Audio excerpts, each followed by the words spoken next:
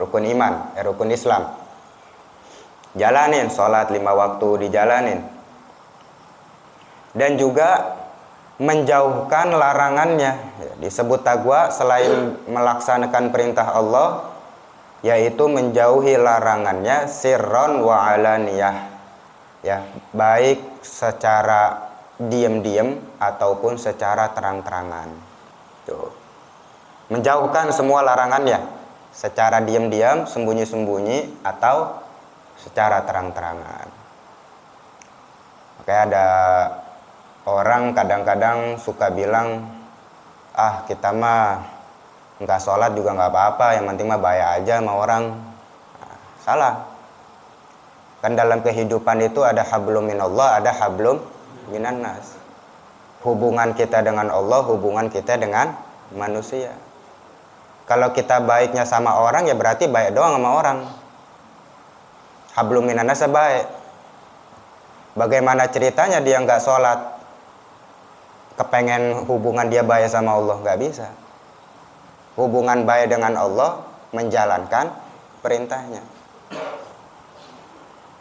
Begitu. Dan menjauhi larangannya secara diam-diam ataupun terang-terangan.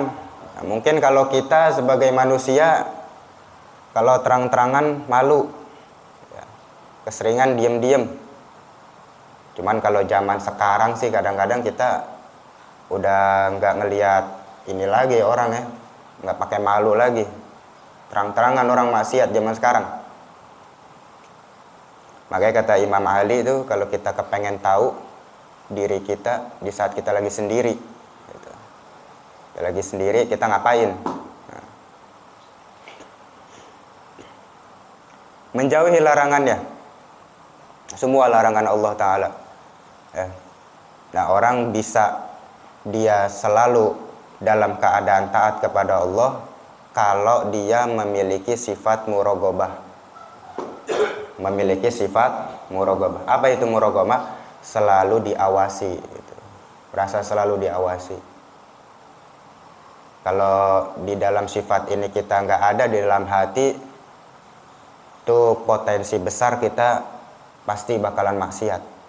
Karena orang itu kalau maksiat, akalnya Allah Ta'ala cabut. Orang kalau maksiat, akalnya Allah Ta'ala cabut. Tapi begitu selepas maksiat, dia sadar lagi. Kenapa bisa kayak gitu? Karena dia emang nggak melatih dirinya untuk memiliki sifat muraqabah, merasa diawasi. Nah, muraqabah puncak tertingginya adalah ta'budallah ka'annaka tarah fa in lam takun tarah fa innahu yarak. Kita menyembah Allah seolah-olah kita melihat. Seolah-olah kita melihat Allah. Kalau kita nggak bisa melihat Allah, maka sesungguhnya Allah melihat kita. Gitu. Ya orang kalau lagi maksiat begitu dia. Padahal udah ada tuh bisikan di dalam hati, Allah Maha melihat, cuman dicuekin sama dia. Ya. Tetap dijalanin. Tapi begitu lempengan doa, pas lagi susah, oh, paling yakinnya orang bahwa Allah Maha melihat, Allah Maha mengetahui. Gitu. Ala kulli hal. Ya, disebut taqwa melaksanakan perintah Allah, menjauhkan larangannya secara diam-diam, sembunyi-sembunyi ataupun terang-terangan. Maka dari itu maksiat itu kalau dilakukan secara sendiri, dosa dia dengan Allah. Kalau terang-terangan nggak ada yang negor, satu kampung tuh dosa semua. Begitu. Dan balanya kena semua. Jadi minimal kita kalau melihat ada orang di kampung kita, di keluarga kita yang maksiat, kita tegur. Kalau nggak ada yang negor itu kena semua. Naudzubillah. Nah lanjutannya, fala tatimmu illa bitakhalli an kulli radhilatin. Taqwa itu nggak bakalan sempurna kecuali dengan menghilangkan sifat-sifat yang hina di dalam hati. Nah, itu paling berat emang ngerawat hati, Pak. Paling berat itu ngerawat hati. Makanya amalan yang paling susah itu menjaga hati, menjaga diri dari maksiat. Bukan menjalankan taat. Kalau menjalankan taat insya Allah lah gampang gitu. Tapi paling susah itu menjaga diri dari maksiat. Nah, hati punya sifat buruk, maksiat juga itu.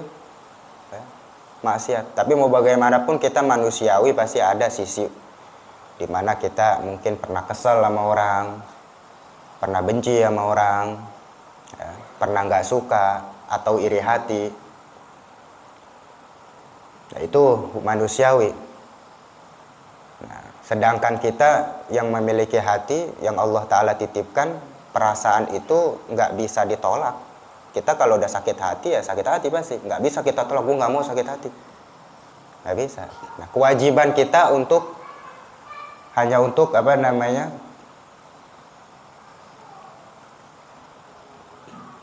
melatih